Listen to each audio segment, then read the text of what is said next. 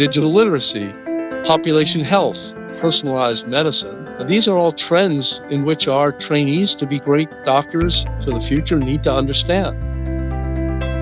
On this podcast, we've talked a lot about innovative medical technologies like AI, 3D printing, and cancer vaccines.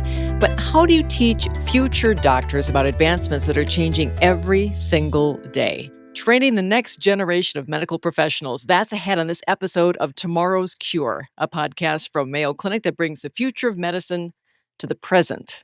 I'm Kathy Wurzer. Thanks for being with us. We have two leaders in the field of medical education today. I'm so excited. Dr. Fredric Meyer joins us. He's Executive Dean of the Mayo Clinic College of Medicine and Science and Dean of the Mayo Clinic Alex School of Medicine. He's also the Enterprise Chair of the Department of Neurological Surgery at Mayo Clinic. Also joining us is Dr. James Stoller. He's a professor and chairman of the Education Institute at Cleveland Clinic, where he's also a pulmonary critical care physician. Dr. Meyer, Dr. Stoller, thank you for taking the time. It's great to have you here. Delighted. Thank you. Thank you very much.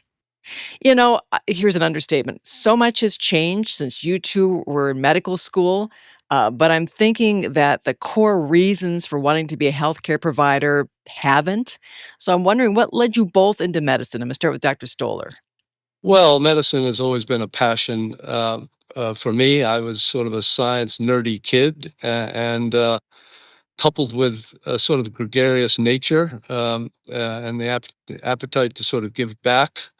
I moved from dissecting frogs in elementary school to nerdy science high school in New York called the Bronx High School of Science, to initially an English major at Amherst College, but then the realization that my thesis was less interesting in 16th century literature than in biochemistry. And so one thing led to another, and here I am. Dr. Meyer, what led you to medicine? Similar story, actually. When I was at college at Penn, I was an English major. I was in a writing seminar, and the professor said I had no talent. And so I switched majors. I left being an English major and went into biology. Actually, honestly, I come from a tradition of family where helping people is important. So medicine was sort of the natural extension of that. And you have to have a passion for this, right? Would you both agree? You have, it has to have like a burning desire to want to help people. I would agree. I mean, medicine is hard.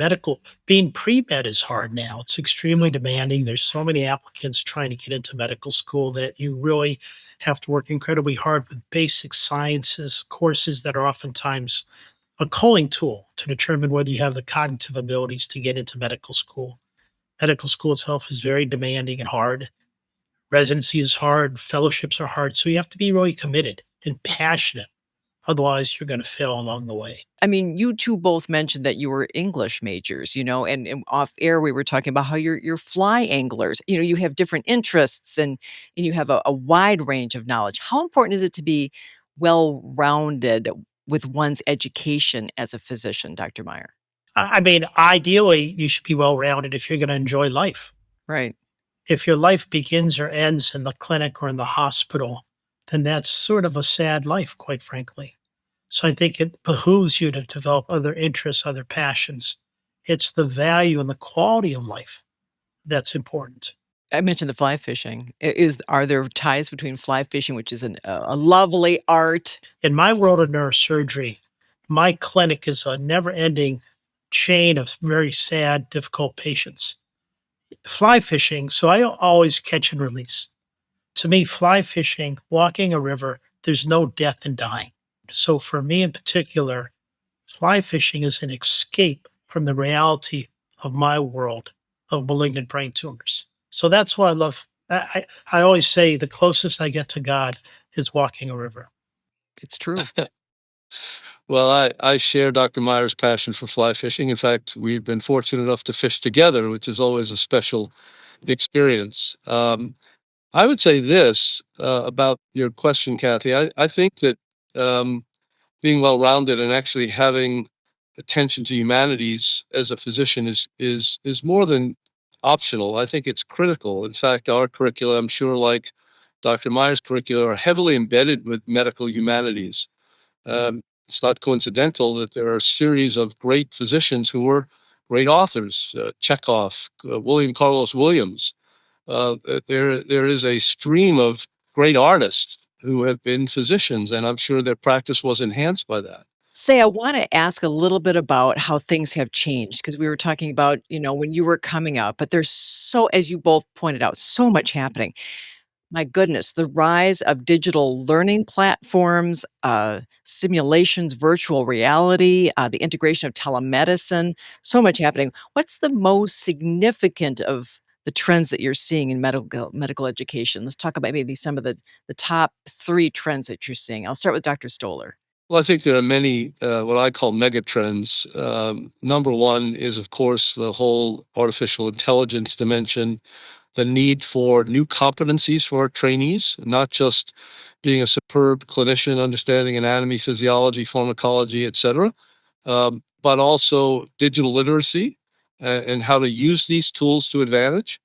I think another major mega trend is the emphasis on interprofessional learning and practice. That is, as I said before, team sport, and learning how to engage with colleagues in that regard is critically important. And then perhaps lastly, the idea of incorporating these new competencies on leadership and management and engaging with one another as a key success element are trends that I think are more recent ilk in medicine. And Dr. Meyer, what do you think are some of the top mega trends?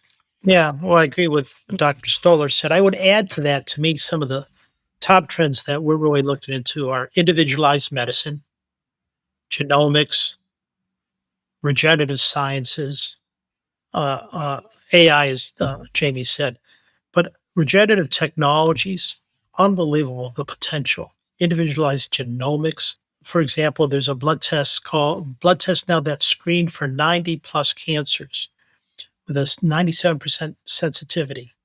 Think about the implications of that and how do you manage that when you order those tests? So to me, those are trends in addition to what Dr. Storr said about interdisciplinary collaborations. You already mentioned simulation training. Absolutely. You mentioned 3D printing, but I think you got to take it beyond that. I mean, someday surgeons will be transplanting 3D printed kidneys, for example. So that's the future to me. It's unbelievable. It's exciting. And really, to underscore Dr. Meyer's comment, I mean, these trends are already finding their way into medical education. For example, anatomy is taught both by the direct dissection of a cadaver as well as by artificial and virtual reality techniques. Our curriculum, I'm sure, like Dr. Meyer's at Mayo, is heavily informed by virtual reality and in learning the fundamentals of even anatomy, so that many of these trends have found their way in real time at early levels into medical education today.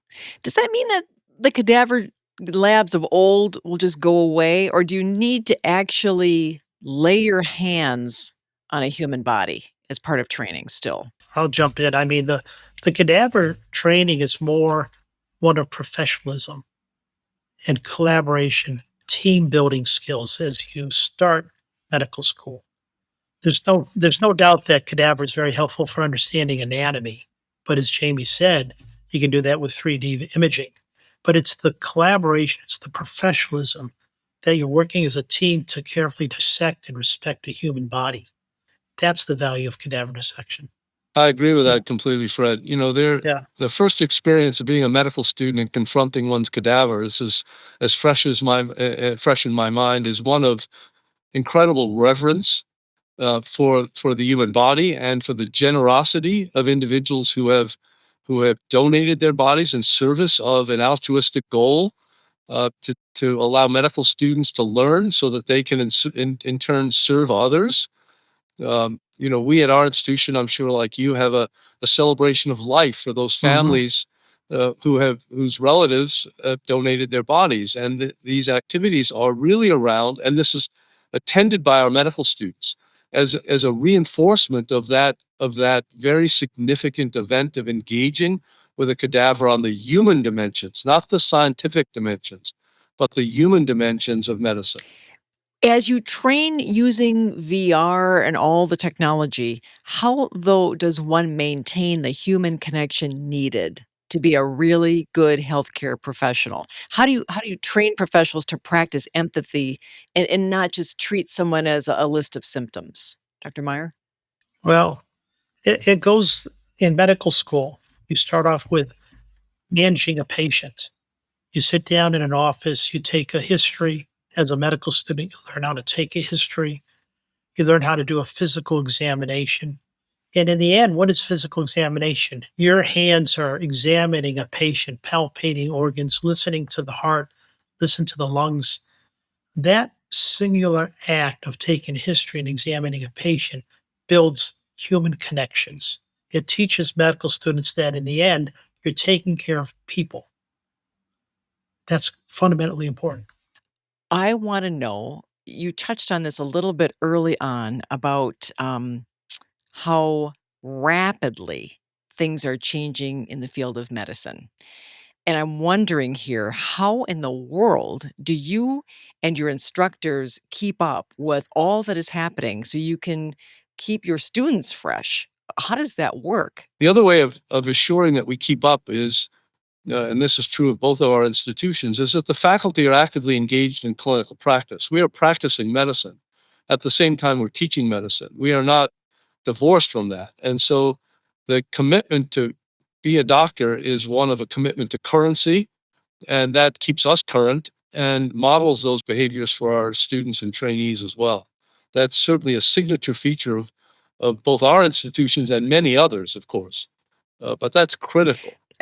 Dr. Stoller, can you use, say, AI in the curriculum at all to be helpful in terms of trying to keep up with everything? Or is that something you don't even want to look at this point? Well, this is evolving rapidly, as you can imagine, and the answer is yes. So, for example, we have activities in which our medical students are asked to prepare essays. And in a prior world, they would have written those essays. We now ask them to generate those essays using large language models and then to critique the essays in terms of the shortcomings of the AI written material so that they can, on the one hand, embrace the technology and also appreciate the current shortcomings. And yet, this is rapidly evolving. I asked about AI. I'm curious, Dr. Meyer, what is Mayo Clinic doing in terms of the use of AI for medical school curricula? We have learning programs. We also have a master's program for medical students. And we also have a PhD program, AI applied to healthcare, for medical students and residents who really want to push the full in terms of using AI. We're also using AI in our simulation centers. So the old simulation center, a bunch of students are there, and this patient's having a myocardial infarction. And so how are you going to manage it?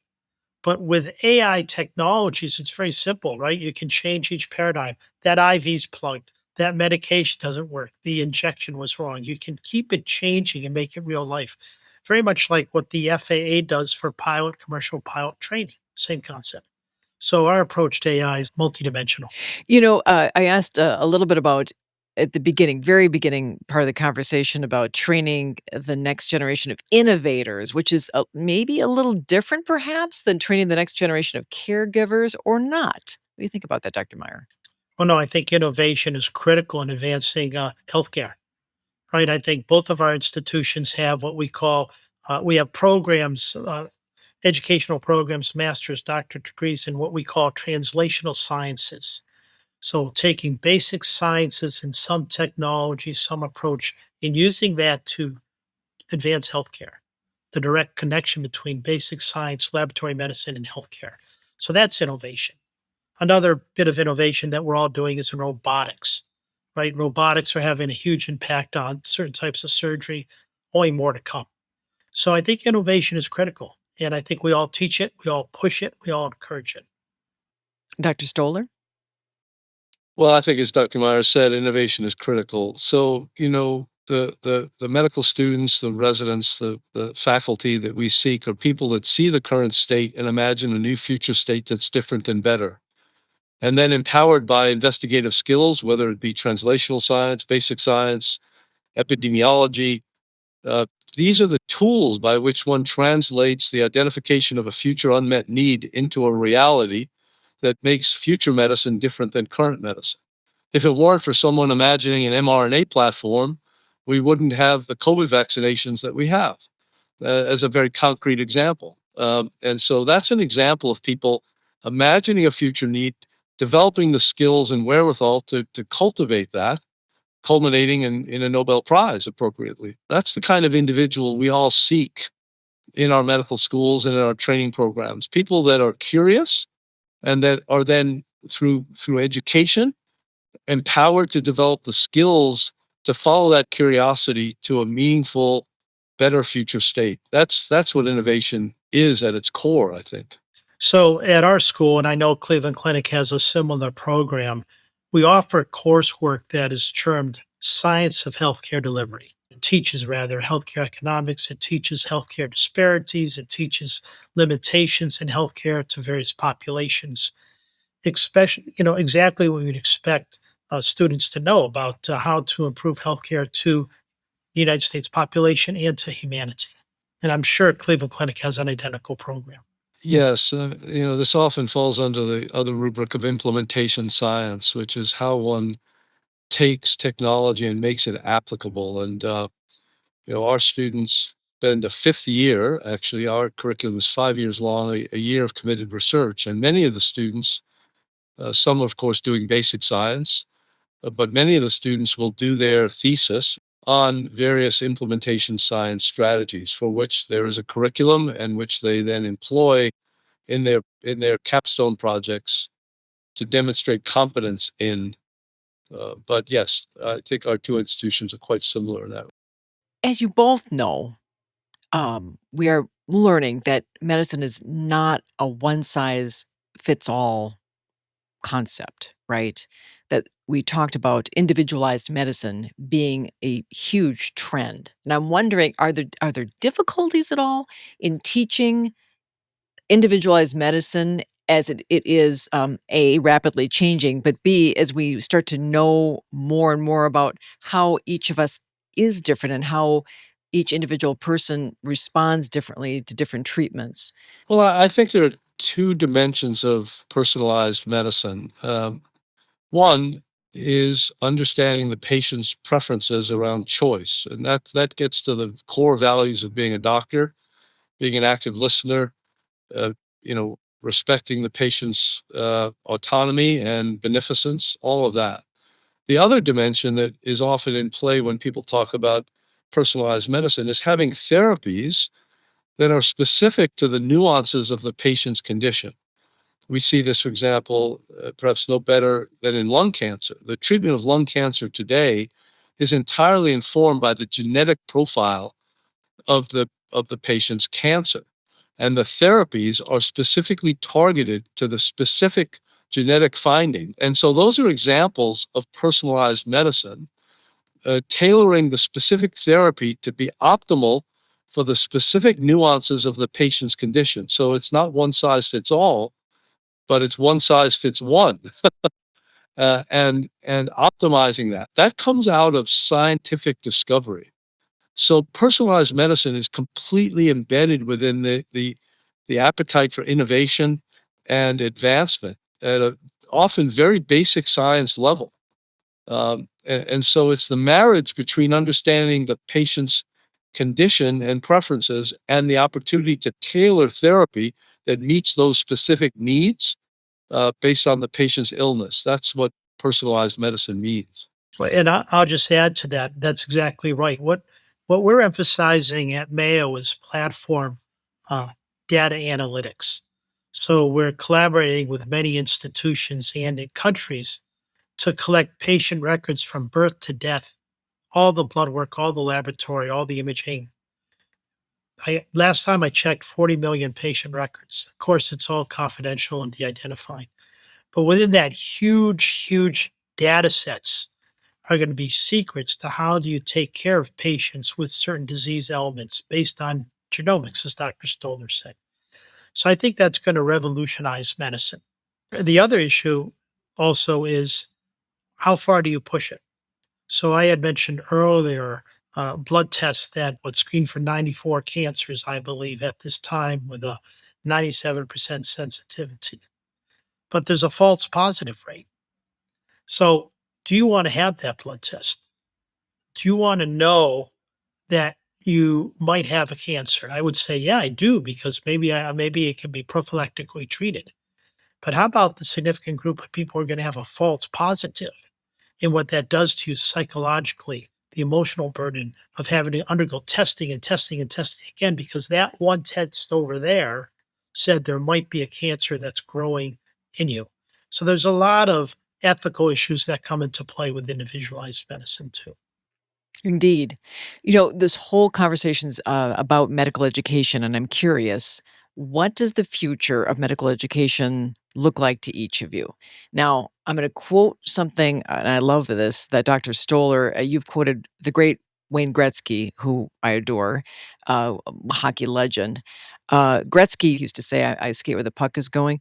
Um, Talk a bit about how you're using Wayne Gretzky's uh, legendary talent to always know where he was skating to get that puck and how it relates to medical education. On the Wayne Gretzky quote, the idea of skating where the puck is going means being mindful of the competencies, and we've been talking about many of them in this conversation. Some of them are age old: respect for the patient, beneficence, the virtues. These are age old competencies and will never change. On the other hand, uh, digital literacy, population health, the transition from volume to value-based care, personalized medicine, as Dr. Meyer so nicely stated. These are all trends in which our trainees to be great doctors for the future need to understand. And so trying to incorporate these into the curriculum, crowded though it is, and as best we can, is part of our mandate. What does the future of medical education look like at Mayo Clinic? Yeah, well, I mean, I think Dr. Stoller expressed it very well. I would add with the Gretzky analogy, the thing with a puck, at least in Minnesota, the puck's going and all of a sudden it ricochets and goes that way or goes that way. So I think medical education has to be prepared for those quick detours and has to be ahead of the game. So like AI would be an example. Regenerative sciences, health economics, DEI, those are all deflectors, right? You're going and all of a sudden, wow, this is taking a left-hand turn. This is critical for healthcare. We got to change our curriculum so our students and residents learn that.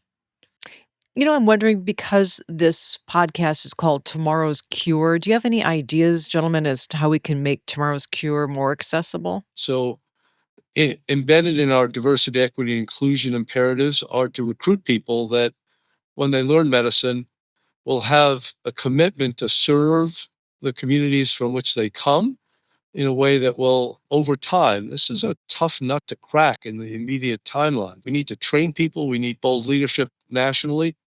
I think I'm a great believer that we can affect change within our immediate locus of control, as well as exercise, a broader imperative. But what's within our immediate locus of control is to recruit people that have a passion to serve, outside of the forums in which we're practicing medicine today. That go out in the world and bring that to other populations that are not represented um, by the people we serve. Thank you. I think that was an excellent conversation.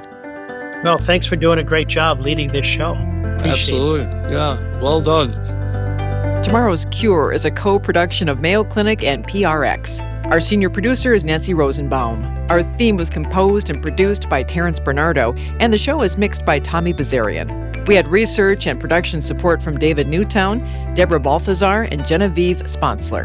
Tony Carlson is our production manager, and our executive producer is Jocelyn Gonzalez. Be sure to follow Tomorrow's Cure on iHeart, Spotify, or wherever you get your podcasts. I'm your host, Kathy Wurzer. Thanks for listening.